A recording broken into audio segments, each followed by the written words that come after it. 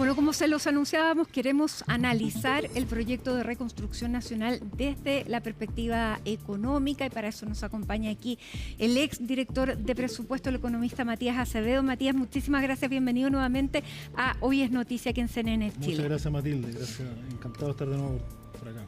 Bueno, se aprobó finalmente. Lo que quedan son temas de veto que van a salir rápidamente, que ahí tengo unas dudas, y lo del Tribunal Constitucional, pero esta gran mega reforma en 4 meses y medio de gobierno ha logrado ya aprobarse. El presidente dice que eso es un triunfo. Es un triunfo, un debate tan rápido. Tú también fuiste crítico respecto a esta velocidad que, bueno, de hecho se pasaron 3 artículos que ahora son los que está vetando el gobierno. Mira, yo creo que nosotros primero tenemos que hacernos cargo del problema que tenemos. Y el problema que tenemos me gustaría graficarlo en un indicador, que para mí por lo menos es dramático en el sentido de que no podemos sostener una economía creciendo al 1, al 2% con una tasa de desempleo de sobre 9%. Eso creo que no es socialmente sostenible y aceptable. Y por lo tanto, cualquier cosa que hagamos en materia económica, manteniendo esas tasas de desempleo, finalmente va a terminar siendo insostenible. Y aquí no estoy anticipando ninguna catástrofe o estallido, etcétera, sino que más bien es la lógica, ¿no es cierto?, de que la ciudadanía dice, bueno, se están haciendo muchas cosas, pero a mí no me está llegando ese beneficio. Y por lo tanto, en ese contexto, me parece que la aprobación de esta reforma, más allá del procedimiento, es como un cartel que dice, Chile está de vuelta en el sentido de que se están haciendo algunas cosas que llevamos con consensos amplios hace mucho tiempo. Y déjame ponerte un ejemplo, el tema de la tasa de impuesto corporativo. Gobierno y oposición están de acuerdo en bajar la tasa de impuesto corporativo. La diferencia está en cómo financiarla, pero ya el inversionista, ¿qué es lo que ve afuera? Se está bajando la tasa de impuesto corporativo. Gobierno y oposición están de acuerdo en el tema de los permisos, ¿te fijas? Y hay muchas medidas dentro de esta reforma, ¿no es cierto?, que agiliza el tema de los permisos, sumado a la reforma que hizo el gobierno anterior con el ministro Grau, que ayudó también a que esta reforma solamente se enfocaran en algunos detalles, ¿no es cierto?, que faltaban en el proceso. Entonces, a mí me parece que la señal es positiva. Ahora, ¿cuánto de eso se vaya a materializar en el corto plazo? Es que esa es la pregunta, claro, porque se ha puesto mucha expectativa en la aprobación de esta mega reforma.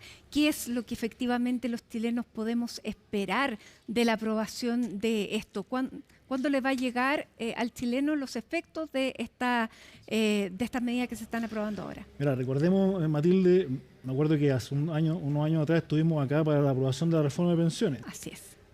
Y también generó mucha expectación porque en el fondo llevábamos 10 años discutiendo la reforma de pensiones. Entonces, yo quiero separar como el entusiasmo de decir, logramos aprobar, de el entusiasmo de cómo esto se va a traspasar, ¿no es cierto?, a las personas y cómo va a llegar a las personas, ¿no es cierto?, que nos están escuchando en el día a día. Es que ahora hay más dudas porque con la reforma previsional había un cierto consenso gobierno-oposición. Esta es una reforma que ha sido cuestionada desde muchos aspectos económicos y que ha salido por la votación que tiene el gobierno. Por eso es importante para la gente saber efectivamente cuándo se va a traducir eso en lo que se promete de crecimiento, de empleo, que son, como tú decías, cifras que ya no son sostenibles. Yo lo veo de esta manera. En el corto plazo, me parece que de los sectores que van a reaccionar en forma más dinámica va a ser el sector construcción. Sí.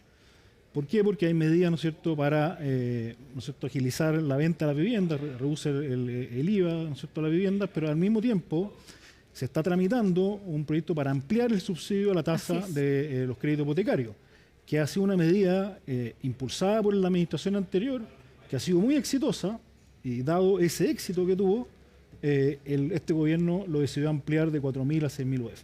Entonces, el sector construcción es un sector que genera mucho empleo, digamos, en Chile. Es un gran generador de empleo. Y hay un dato interesante. Los permisos de construcción, no tengo exactamente el dato, pero habían aumentado durante los últimos meses, digamos, en la expectativa, ¿no es cierto?, de que esta reforma se aprobara. Entonces, Yo espero, ¿no es cierto?, que en el corto plazo, ¿no es cierto?, de aquí a un año, ese, por ejemplo, sea un sector concreto que genere más oportunidades de empleo. Y eso va a ir, ¿no es cierto?, reduciendo la presión social, ¿no es cierto?, de ver beneficios concretos de esta reforma en el empleo. Ahora, ¿cómo van a afectar la falta de recaudación que va a traer esta reforma? Mira, acá en el tema fiscal uno lo puede ver de dos maneras, ¿no es cierto? Efectivamente va a haber van a haber menores ingresos, ¿no es cierto? Porque hay una caída de la recaudación cierta. 4.500 millones de dólares. En términos de, claro, eso es básicamente es sumado, digamos, porque no es un punto y medio del PIB. Pero básicamente lo que yo veo acá es que en el informe financiero de esta reforma decía que iba a tener un déficit durante los próximos 4 años. En el informe financiero inicial el déficit era mucho mayor, en el informe financiero actual, ¿no es cierto?, es bastante más acotado, digamos. Entonces, el riesgo fiscal quedó, todavía existe, pero está más acotado. Pero déjame decirte algo. Porque ahí el subsidio al empleo bajó y eso hizo que tuviera y eso hizo, un ¿no es costo cierto?, menor. que tuviera un menor. Pero déjame decirte una cosa. Yo cuando leo los informes de las clasificadoras de riesgo, de los bancos de inversión, Chile tiene muchos problemas, ¿verdad? Y entre ellos fiscales, ¿no es cierto? Pero el principal problema que se repite permanentemente es el crecimiento. Es cómo retomamos la capacidad de crecer.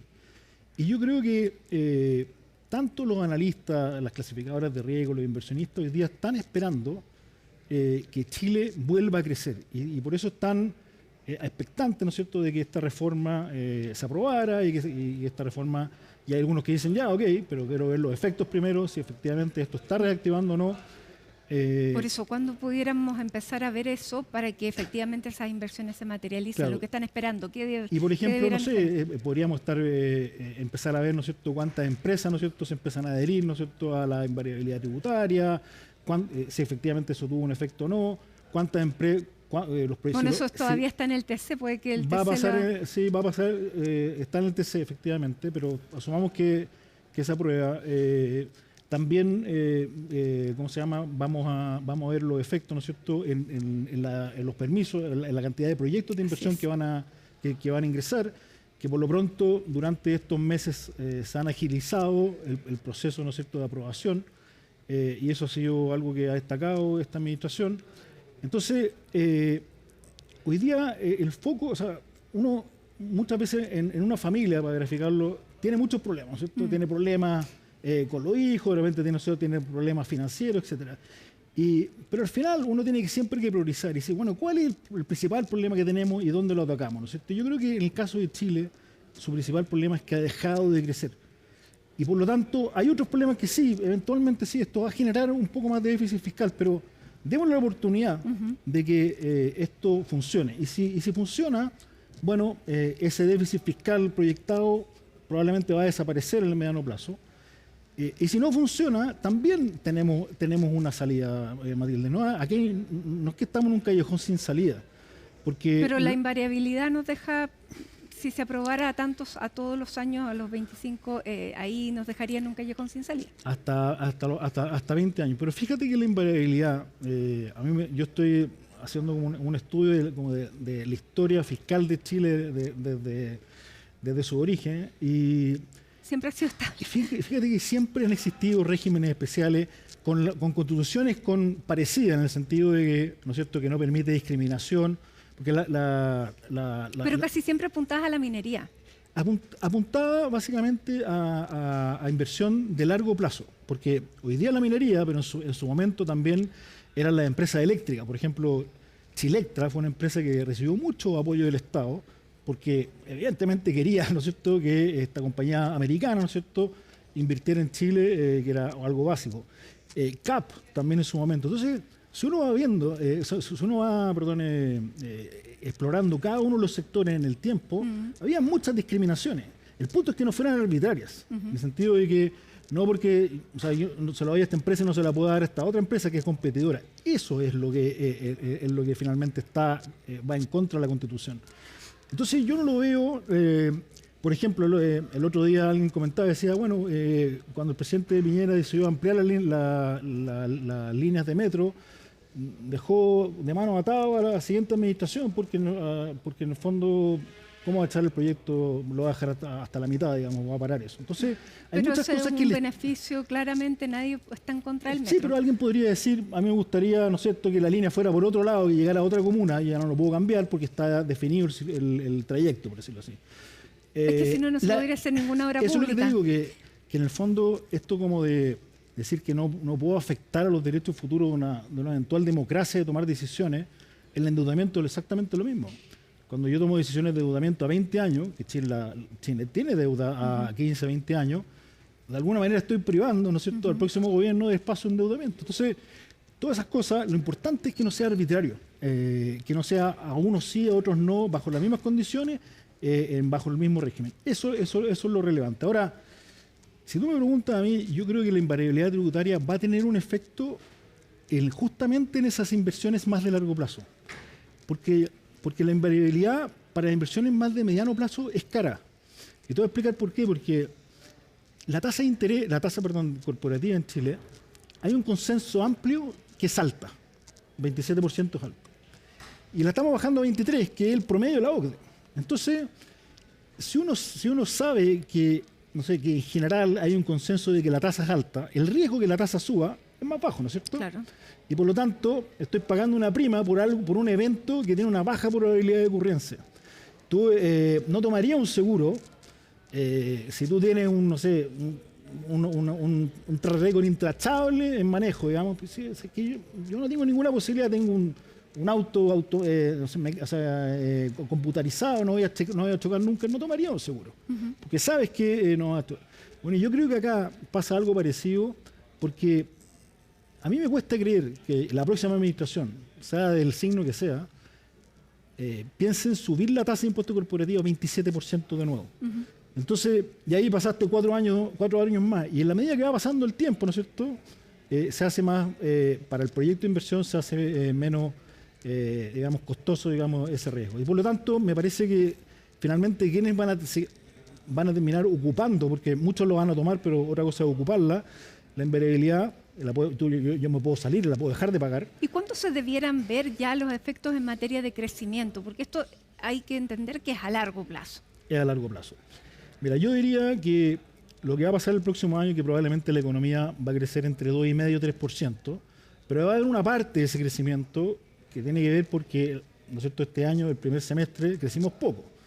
Entonces no va a ser necesariamente efecto de la reforma. Uno debería pensar que hacia fines del gobierno, ¿no es cierto?, uno debería esperar que la tasa de crecimiento de largo plazo, no la que vemos, ¿no es cierto?, año tras año, se acerque al 3%.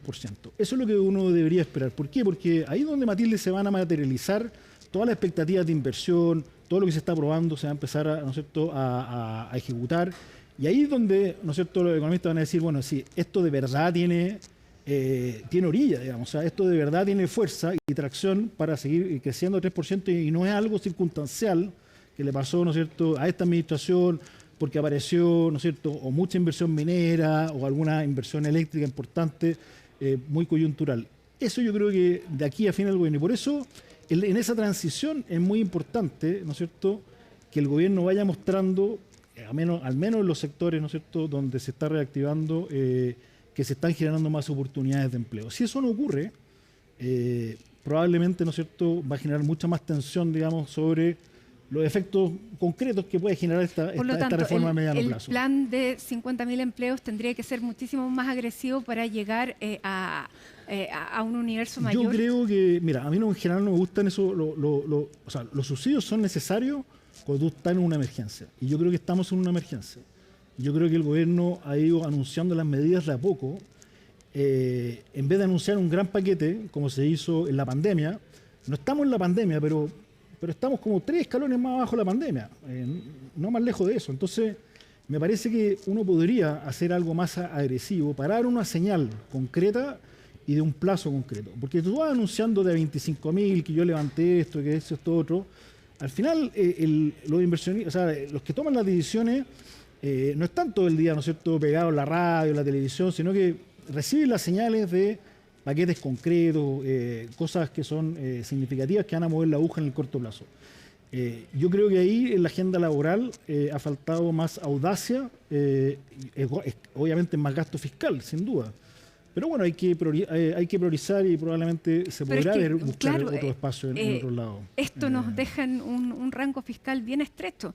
Y bueno, ahora la compensación de las contribuciones también es a cargo de impuestos.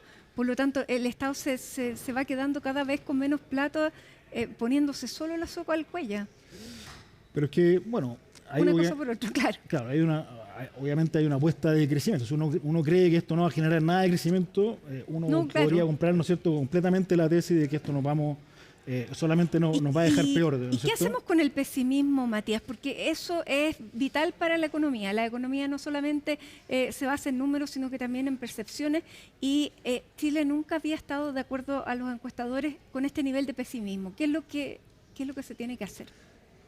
A ver, es súper importante también, Matilde, distinguir la parte internacional que no hemos hablado, ¿no es cierto?, que está generando incertidumbre en todo el mundo, no solamente en Chile. Nadie tenía previsto, ¿no es cierto?, esta guerra en Medio Oriente a principios de año, y por lo tanto toda esta expectativa que cambio de administración, nuevo gobierno, proyectos de inversión, no era algo que estaba, ¿no es cierto?, esperado, y la gente obviamente se asustó por el alza de la benzina, dijo... Yo me acuerdo haber visto, ¿no es cierto?, filas eternas y uno veía unos autos espectaculares y decía, pero bueno, y ese es el reflejo del susto, porque a los bolsillos, a esa gente, a ese segmento, no le afectó tanto, pero era una muestra muy evidente que la gente estaba asustada de algo que no lo tenía en el radar, ¿no es cierto?, y apareció de repente. Entonces, despejado eso, si es que logramos salir de eso, ¿no es cierto?, Chile debería tener una velocidad de crecimiento de 2%. Y la apuesta de este gobierno, ¿no es cierto?, es pasar, ¿no es cierto?, a 4%. Yo creo que va a ser muy difícil llegar a 4%, pero al menos terminar en 3% a fines de esta administración de largo plazo. No el crecimiento de corto plazo, ese que lo vamos a sacar un año, que lo estamos calculando mes a mes. No.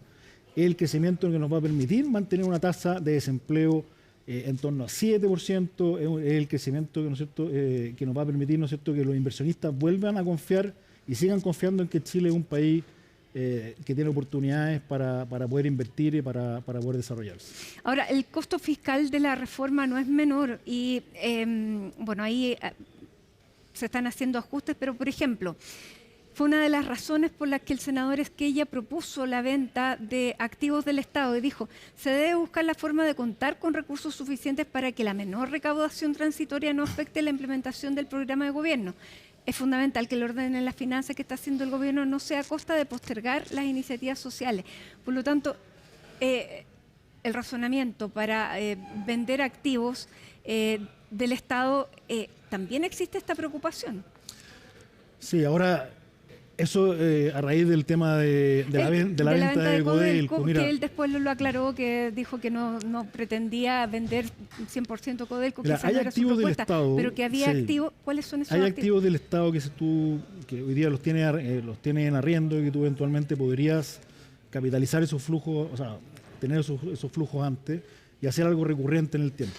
Todos estos terrenos que se le entregan a las empresas eléctricas, ¿no es cierto?, para hacer inversiones.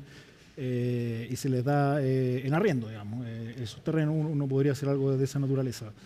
En el tema de Codelco, al final, tú estás cambiando un activo, ¿no es cierto?, un activo por otro, y básicamente estás dejando de generar un flujo, que es lo que te reporta Codelco, no solamente por el dividendo, porque lo que más te reporta Codelco es el 10% de las ventas que todavía viene de la reserva del cobre. Entonces, en ese contexto, me parece que a mí no me parece una buena idea lo de Codelco, y ni menos ahora. Pero está la preocupación, porque hay que compensar estos recursos que no van a llegar. Sí. Pero mira, en el tema de la compensación, primero, esto es súper gradual. O sea, no es algo que... No se va a notar de un día para otro vamos a decir, mira, tenemos un hoyo fiscal el doble grande. No es así. De hecho, así en la última propuesta quedó bastante compensado. Lo que pasa es que no se compensó 100% y esa fue la crítica, ¿no es cierto?, de otros sectores de la oposición. Ahora, dicho eso, hay cosas que van a generar más ingresos. El gobierno está tramitando un proyecto para el tema de la puesta en línea, dijo que iba eventualmente incorporar un impuesto específico a los vapeadores, que son, ¿no es cierto?, el sustituto del cigarrillo. Que ya lo están superando entre los jóvenes. Claro, entonces, ese tipo de cosas todavía están arriba de la mesa y hay otras excepciones que en esta reforma no se quisieron sacar. Por ejemplo, todo el tema de la renta presunta, pero que están arriba de la mesa. Entonces, por eso yo te decía que acá siempre hay un plan B. O sea, quizás en esta mega reforma, por alguna razón, el gobierno no las quiso incluir. ¿Ya? Dejémoslo eso. Pero esas fuentes de financiamiento siguen ahí. En caso de necesidad, en caso de necesidad. Entonces, a mí me parece que el riesgo que se estamos tomando no es un riesgo muy alto para la apuesta que se está haciendo de la expectativa de crecimiento. ¿Tú quedaste conforme con la aprobación de esta reforma? Mira, yo tengo que revelar algo. Yo tengo una...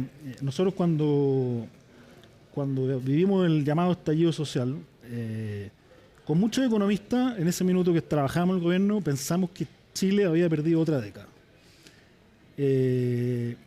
Porque eventualmente, no sé si se acuerdan, pero el año anterior estábamos creciendo al 4%, ese año íbamos a terminar creciendo 3,5%, estábamos proyectando para el año 2020 crecer de nuevo algo más de 3%. Entonces, en ese minuto fue mucha frustración porque dijimos muchas de las cosas que se deberían hacer van a ir totalmente en la dirección contraria. En particular, por ejemplo, todo el tema de permisos, eventuales rebajas tributarias.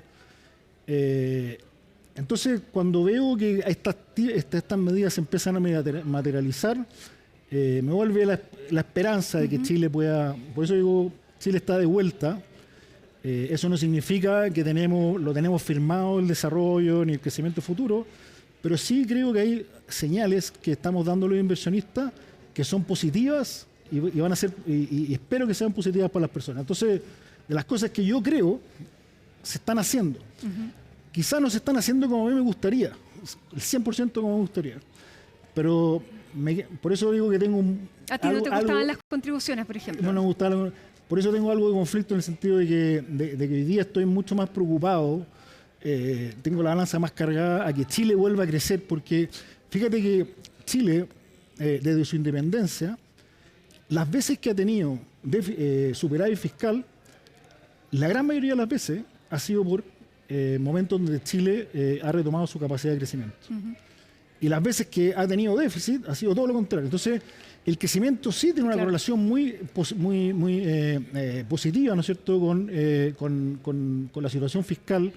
Y eso es lo que yo creo. Y yo creo que esto es insuficiente, Matilde. Y eso también lo he dicho muchas veces. O sea, si esto no lo acompañamos de una reforma laboral que dé más oportunidades, y aquí no estoy hablando de la sala cuna, yo solo doy por cerrado que se va a aprobar. ¿Ya? Ojalá, porque llevamos como 20 años. Sí, pero ya está, pero eso también es insuficiente. Yo creo que dentro del mercado laboral tenemos que ver cómo compatibilizamos los derechos de los trabajadores con una mayor adaptabilidad para que los jóvenes, hoy día los jóvenes que están saliendo de la universidad, Matilde, no están encontrando empleo por otras razones. No tiene que ver con algunos tienen que ver con la formación, pero en general es porque le hemos subido el costo, ¿no es cierto?, a contratar a estos jóvenes. Estamos enfrentando el tema de la inteligencia artificial, Matías, porque ese es digamos, va a ser una fuente de problemas en materia de reemplazos laborales que ya se está empezando a manifestar. Mira, esta transición va a tener un costo. La transición de la inteligencia artificial va a tener un costo. Eso lo tienen todos los países y Chile no va a ser la excepción. Y nosotros lo que tenemos que tratar de hacer es que ese costo sea lo mínimo posible. Porque al final, y yo le decía una carta el otro día en el diario, al final la economía tiene que estar subordinada a las personas, no es al revés, digamos. No es que yo digo, mira, yo tengo que hacer todo lo posible como empresario, y por eso yo hacía un llamado al sector empresarial más que al Estado. Decía, ustedes tienen que hacer todo lo posible para que esa persona que ha sido fiel a usted durante 5 o 6 años se pueda capacitar y pueda cambiar, ¿no es cierto?, sus funciones y hacer otras cosas, ¿no es cierto?, que hoy día la inteligencia artificial las hace mejor que esa persona. Ese es el rol del empresario. Eso tiene un costo, hay una transición, hay algunos que van a tomar el camino corto y después se van a dar cuenta que se equivocaron, porque en general los grandes cambios tecnológicos en la historia de la humanidad han creado más oportunidades de empleo, no menos. Y yo creo que este no va a ser la excepción.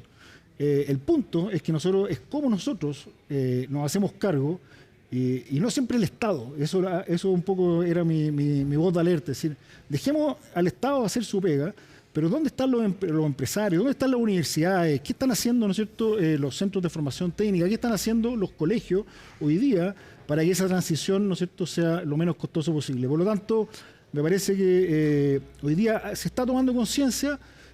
No te podría decir si lo estamos abordando bien o mal, pero sí hoy día hay mucho diagnóstico. Veo a los sectores empresariales preocupados de esto. Y yo espero, ¿no es cierto?, que esto finalmente se traduzca en más oportunidades de empleo y no menos. Pero la transición, además, nos pilló en este momento que no es el más afortunado para Chile, entonces nos pega doblemente, ¿no es cierto? Y es una preocupación que no nos puede sacar, porque, como digo, al final la economía tiene que estar subordinada a las personas. Las personas son el fin, no es la economía. Teníamos una duda con Colomba sobre el veto a estos 3 artículos, el veto que se aplica al pago a 30 días. ¿Por qué, si existe hoy el pago a 30 días, se presenta una indicación por parte de la oposición para fortalecerlo, se quiere vetar? Y el argumento es que es para favorecer a las pymes. ¿Y cómo se explica eso? ¿Sabes lo que pasa? Que la economía es mucho más compleja de lo que uno cree. Entonces, hay sectores, déjame ponerte en caso de una obra de construcciones grandes, ¿no es cierto?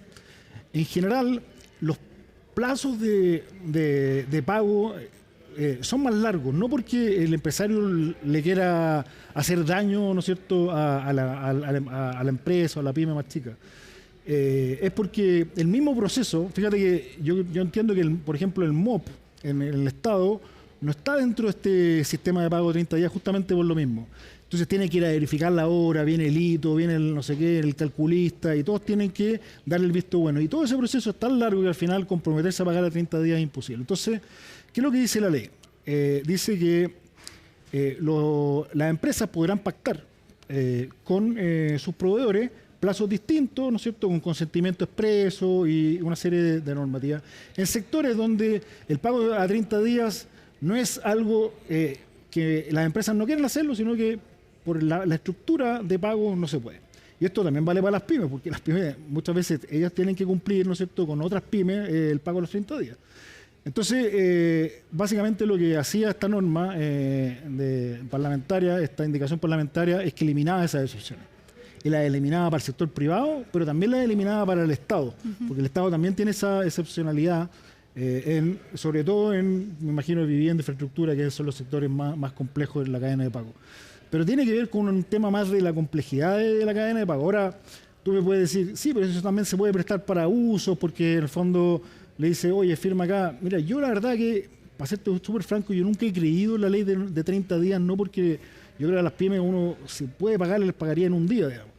Es porque finalmente tiene que ver con más un cambio cultural, ¿no es cierto? Ese cambio cultural a veces la ley te la obliga, pero si no, hecha la ley, muchas veces se busca algún mecanismo para sortearlo. ¿Por qué? Porque yo me enfrento a una pyme y le digo, oiga, si tú vas a hacer pagar a 30 días y no tengo una excepción, entonces voy a tener que contratar a otro. Entonces alguien va a estar dispuesto. Y ahí desde esa perspectiva, con esa visión, es que se afecta a la pyme. Y por eso, claro, creo que... esa es la lógica. Esa es la lógica, ¿no es cierto? Entonces lo que nosotros tenemos que tratar de hacer es que cambie la cultura, pero las cosas escritas por ley, y cuando hicimos esta ley, me acuerdo, en el segundo gobierno del presidente Piñera, nosotros sabíamos que estas cosas iban a pasar porque son inevitables. O sea, nosotros no podemos controlar todas las relaciones que tienen un proveedor con miles de pymes, etcétera, y las conversaciones que hacen fuera de los contratos, etcétera.